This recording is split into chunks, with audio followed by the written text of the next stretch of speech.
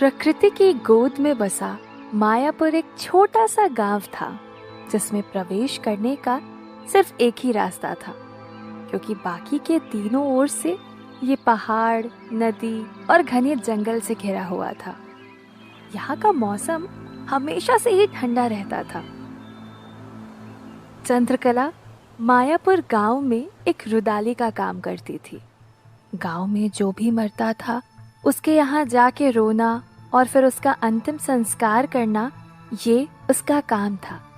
चंद्रकला की आंखों में जिस तरह से दुख दिखता था वो देखकर पत्थर भी पिघल कर रो पड़ते थे। जब भी वो रोना शुरू करती थी ऐसा लगता था जैसे वो भगवान से बात करके शिकायत कर रही हो कि क्यों, आपने ऐसा क्यों किया। आज मायापुर का मौसम बेहद खराब था। सुबह से बारिश हो रही थी और बिजली भी कड़क रही थी। रात को चंद्रकला अपने घर में सोने की तैयारी कर रही थी कि तभी दरवाजे पे जोर की दस्तक हुई। वैसे चंद्रकला का घर जंगल के एक किनारे पर था और ऐसे वक्त पे उसके घर कोई आता जाता नहीं था। फिर आज मौसम भी खराब था, इसीलिए दरवाजे पे हुई इस दस्तक ने उसे हैरानी में डाल दिया। जब उसने दरवाजा खोला तो सामने उसे कोई भी नहीं दिखा। बारिश जोरों की हो रही थी और बाहर धूप अंधेरा था। चंद्रकला इधर उधर देखने लगी कि किसने दरवाजे पे आहट की, लेकिन रात के अंधेरे में उसे कुछ नजर नहीं आ रहा था। तभी एक बच्चे के रोने की आवाज उसके कानों में पड़ी। उसकी नजर नीचे गई तो समझ आया कि कोई नवजात बच्चा छोड़ के गया था। चंद्रकला को अजीब लगा, लेकिन झट से उसने उस बच्चे को अपनी गोद में उठा लिया और उसको चुप कराने लगी। चंद्रकला ने देखा तो वो एक बच्ची थी। उसने इधर उधर देखते हुए तेज आवाज में कहा, कौन है यहाँ? सामने आ जाओ। ये बच्ची को मैं नहीं रख सकती, इसको वापस ले जाओ तुम। पर चंद्रकला की आवाज सुनने वाला कोई भी नहीं था। चंद्रकला उस छोटी सी बच्ची को देख ये तो समझ गई थी कि कोई इसे बचाना चाहता था, पर कौन ये उसे नहीं मालूम था। उस बच्ची को देख चंद्रकला के मन में तरह तरह के ख्याल चलने लगे कि कहीं कोई बुरा साया तो नहीं, या फिर कोई भूत या पिशाच। चंद्रकला भूत, प्रेत, टोना टोटका जैसी चीजों पर विश्वास करती थी। हमेशा इन सबसे सतर्क रहती थी, क्योंकि उसे पता था कि बुरी शक्तियाँ क्या क्या कर सकती हैं। आज तो अमावस की रात भी थी, जिस रात ऐसी शक्तियाँ और ज्यादा ताकतवर हो जाती हैं। वो ये सब सोच रही थी कि तभी बच्ची की रोने की आवाज ने उसका ध्यान खींचा। वो तुरंत ही बच्ची को अपनी गोद में लिए अंदर ले आई और दरवाजा बंद कर लिया। ठंड से जैसे उसके अंदर सिहरन सी उठने लगी। उसने तुरंत ही बच्ची को एक कपड़े से ढका और रसोई से बच्ची के लिए दूध लेकर आ गई। बच्ची को दूध पिलाते वक्त चंद्रकला ने उस बच्ची के चेहरे को ध्यान से देखा। एक बहुत ही मासूम और प्यारा चेहरा, जिसको देखकर कोई भी अपने सारे गम, सारी मुश्किलें भूल जाए।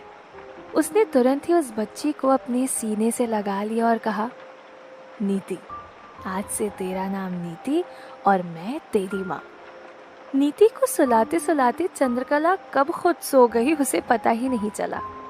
चंद्रकला नीति को सीने से चिपकाए सो रही थी कि तभी अचानक से नीति जाग गई।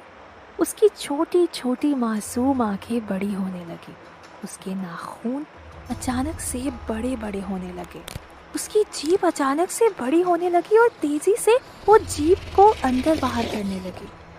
इससे पहले कि चंद्रकला संभल पाती, नीति ने अपने नुकीले नाखून उसकी गर्दन पर रख दिए और उछल कर सीधे चंद्रकला के सीने पर बैठ गई। आंखें बड़ी करते हुए उसने जैसे ही चंद्रकला का मुंह दबोचा, वैसे ही चंद्रकला एकदम हड़बड़ा के उठकर बैठ गई और जोर जोर से हांफने लगी। हे भगवान, अच्छा हुआ कि ये सपना था। हकीकत में नीति अगर ऐसा करती तो मेरी जान ही ले लेती। भगवान, तेरा लाख लाख शुक्र है, नीति सो रही है और मैं एक डरावना सपना देख रही थी। चंद्रकला की नज़र जब बाहर गई तो उजाला हो चुका था और बारिश भी रुक गई थी। तभी उसे बाहर से किसी ने आवाज़ दी। वो इस आवाज़ से परिचित थी। ये आवाज़ गांव के ही एक आदमी की थी। चंद्रकला जब बाहर गई तो सामने सरपंच के यहाँ काम करने वाला आदमी था। चंद्रकला, कल रात सरपंच की मौत हो गई, चलो जल्दी, मैं तुमको ही ले जाने आया हूँ। सरपंच की मौत का सुन चंद्रकला के होश उड़ गए। कुछ दिन पहले ही तो वो उनसे मिली थी, उसके लिए वो किसी देवता से कम नहीं थे। चंद्रकला बच्ची का सोच थोड़ा परेशान हो गई कि वो अंतिम संस्कार में कैसे जाए। वो इस बच्ची के बारे में किसी को भी नहीं बताना चाहती थी। तभी उसे कमला ताई की याद आई, जिन पे वो भरोसा कर सकती थी। कमला ताई के हवाले उस बच्ची को छोड़ चंद्रकला सरपंच के अंतिम संस्कार में जा पहुंची, जहां लगभग पूरा गांव इकट्ठा था। सरपंच सिर्फ कमला के लिए ही नहीं, समूचे गांव के लिए देवता समान थे। हर समय मदद के लिए खड़े रहते थे। वहां पहुंच चंद्रकला को पता चला कि उनकी मौत दिल का दौरा पड़ने से हुई। उनकी छोटी बहन गांव छोड़कर भाग गई थी। इसी सदमे से उनको दिल का दौरा पड़ गया। उनके अंतिम संस्कार के समय अचानक फिर से बादल घिर आए और आसमान में एकदम अंधेरा छा गया। बादलों की गरजने की आवाज सबका दिल दहलाने लगी। चंद्रकला को अचानक याद आया कि जब गांव का एक आदमी, जिसके बारे में लोग बोलने लगे थे कि कोई साया है, उसके अंतिम संस्कार पे भी ऐसा ही मौसम हो गया था। उस पुरानी बात को चंद्रकला सरपंच की मौत से जोड़ने लगी और जाने क्यों उसे ऐसा लगने लगा कि इस मौत के पीछे जरूर कोई काली शक्तियों का हाथ है। जब अग्नि देने उनके सरपंच का छोटा भाई माधव आगे बढ़ा तो तेज हवा चलने लगी। इस वजह से अंतिम क्रिया हो ही नहीं पा रही थी। पूरा गांव इस बात से परेशान हो रहा था। तभी चंद्रकला माधव के पास गई और बोली, छोटे साहब, मुझे लगता है इनको दूसरी जगह ले जाकर जलाना चाहिए। हमें नहीं पता है कि तूफान कब तक थमेगा। इससे पहले कि कुछ और बुरा हो, हमें और देरी नहीं करनी चाहिए। चंद्रकला की बात सुन के माधव लाश को मायापुर से 30 किलोमीटर दूर एक गांव ले जाकर उनका अंतिम संस्कार किया। चंद्रकला जब वापस घर पर आई तो देखा कि नीति अपने झूले से जमीन पर गिरी हुई थी। उसने देखा कमला ताई वहीं पास में सो रही थी। वो भाग के नीति के पास गई और कहा, भगवान, मेरी बच्ची ठीक हो, उसे कहीं कुछ हुआ तो नहीं। उसकी आवाज सुन कमला ताई की भी आंख खुल गई। कमला ताई ये देखकर हैरान थी कि नीति नीचे जमीन पर गिरी हुई थी। उसने अभी थोड़े वक्त पहले ही उसे झूले में डाला था। हालांकि ये बात भी चौंकाने वाली थी कि झूले से गिरने के बाद भी नीति को कोई चोट नहीं आई थी। तो कमला ताई बोली, मुझे माफ कर दे चंद्रकला, पता नहीं कब मेरी आंख लग गई। भगवान का शुक्र है कि नीति बिल्कुल ठीक है। चंद्रकला ने हामी भरी और कहा, आप बिल्कुल सही कह रही हैं, बच्चे तो भगवान का ही रूप होते हैं। पर चंद्रकला मन ही मन डर गई थी कि बच्चा सही सलामत होना अलग बात है और चोट ना लगना एक अलग बात है। कमला ताई के जाने के बाद चंद्रकला ने तुरंत ही नीति की नजर उतारी। वो नीति को हर एक खतरे से बचाना चाहती थी। उस रात चंद्रकला ने नीति के लिए पूरी रात मृत्युंजय मंत्र का जाप किया ताकि कोई भी बुरी शक्ति नीति के आसपास भी ना आ पाए। नीति अब पूरे 12 साल की हो गई थी। नीति के लिए अपना स्कूल और उसका घर यही उसकी दुनिया थी।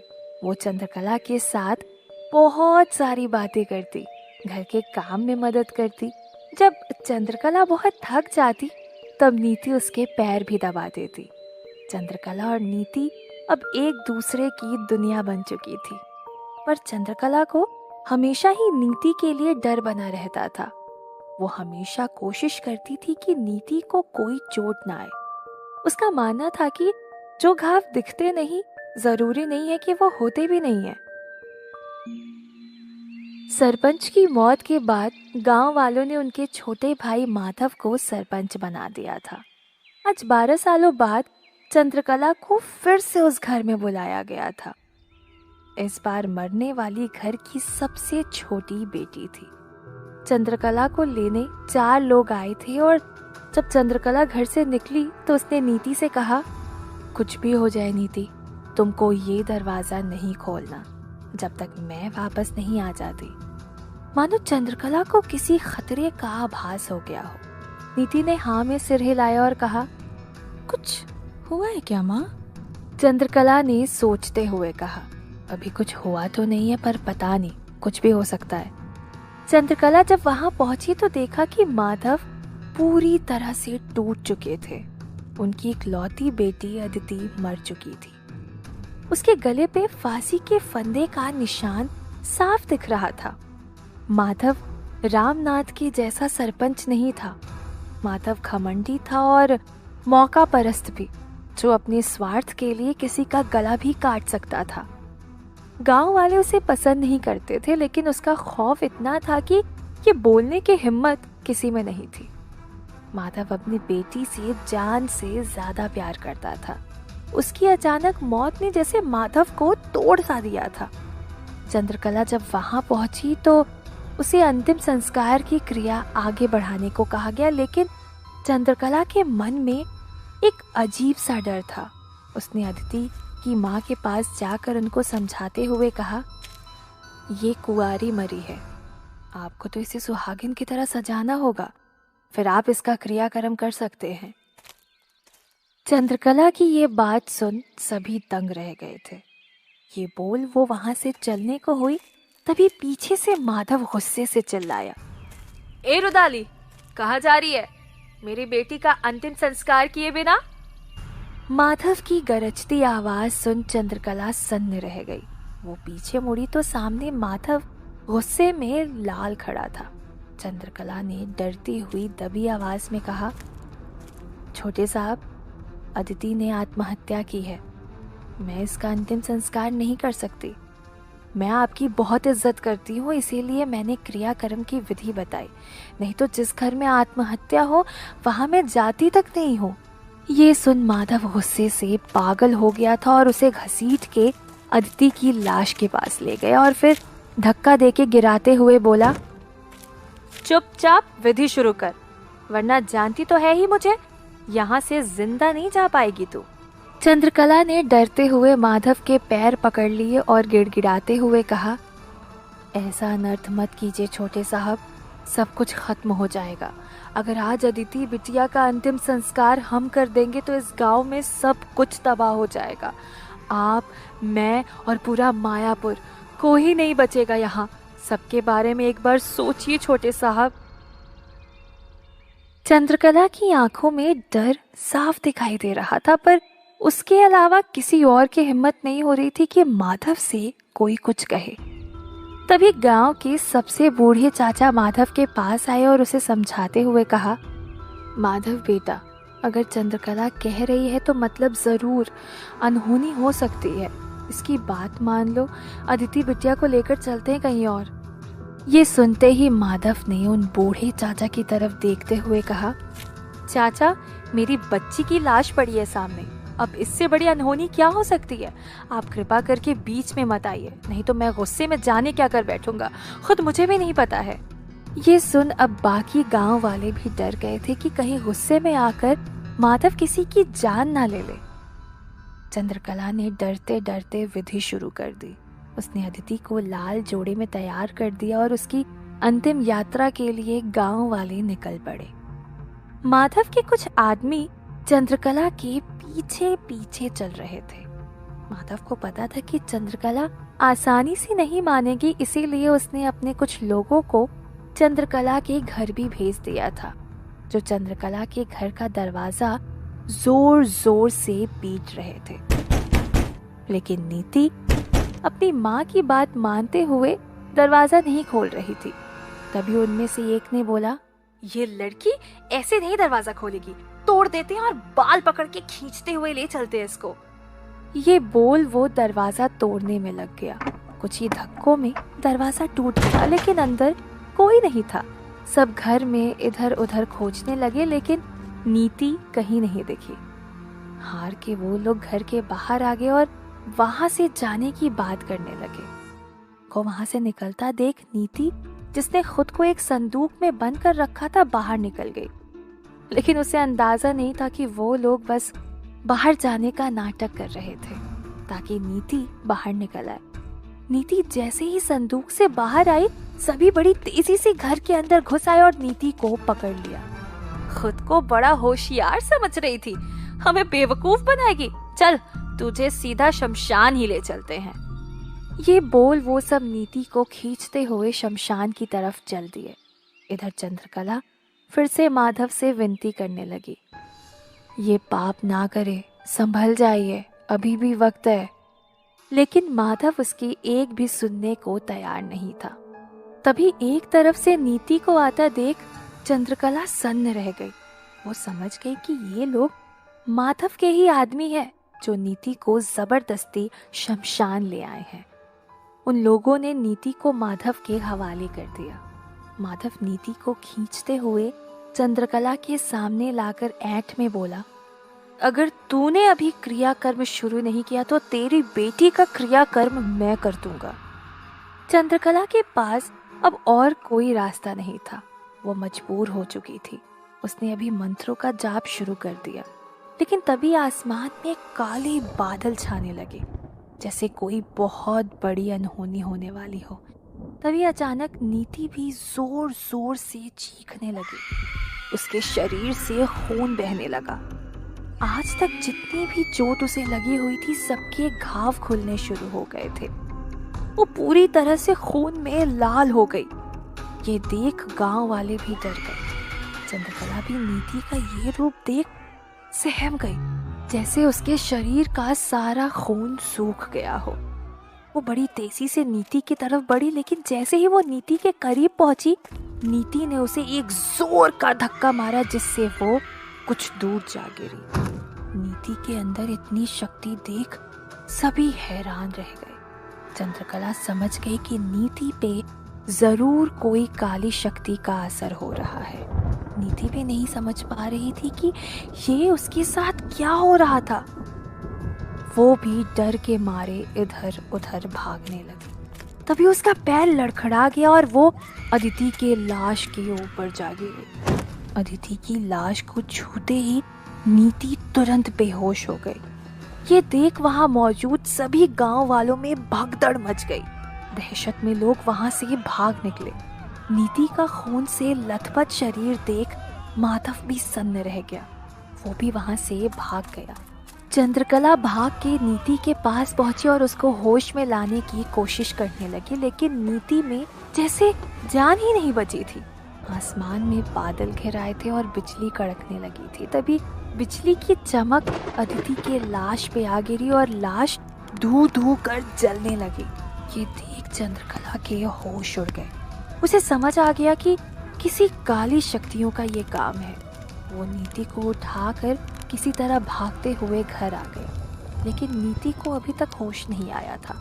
उसका शरीर अभी भी खून से लाल था।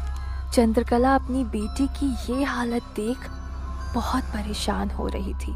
उसे समझ नहीं आ रहा था कि वो अपनी बेटी को कैसे बचाए। तभी उसने जोर जोर से मृत्युंजय मंत्र पढ़ना शुरू कर दिया। वो पूरी रात मृत्युंजय मंत्र का जाप करती रही। बाहर जोर की बारिश होती रही। पूरा गांव मानो घर में कैद हो गया था। सुबह हो गई थी, लेकिन नीति को होश नहीं आया था। चंद्रकला की चिंता भी बढ़ने लगी। बाहर बारिश थमने का नाम नहीं ले रही थी। तभी चंद्रकला के घर के बाहर गांव का एक लड़का भागते हुए आया। उसके चेहरे पर डर था। उसने हड़बड़ाहट में दरवाजे की कुंडी खटखटाई। जब चंद्रकला ने दरवाजा खोला तो उस लड़के ने हांफते हुए जल्दबाजी में कहा, जल्दी चलो माई, बचा लो सबको, नहीं तो सब मारे जाएंगे। उस लड़की की आवाज में कपकपी थी, जैसे किसी बहुत भयानक हादसे को देख आया हो। चंद्रकला ने उसकी तरफ देखते हुए गुस्से में कहा, अब क्यों आए हो? जब मैं कल चीख चीख के बोल रही थी तब कहाँ थे तुम सब? सुरेश ने घबराहट में जैसे गिड़गिड़ाते हुए कहा, माई, कल जो अंतिम संस्कार में शामिल हुए थे सब एक एक कर मर रहे, उनको बचा लो माई, बचा लो उनको। ये बोलते वक्त ही उसके मुंह से खून बहने लगा। उसकी आंखों से भी खून बाहर निकलने लगा। ये सब देखकर चंद्रकला के होश उड़ गए। वो उस लड़की को संभालने को हुई तभी वो सीधा जमीन में किसी लाश की तरह गिर गया और उसकी जान निकल चुकी थी।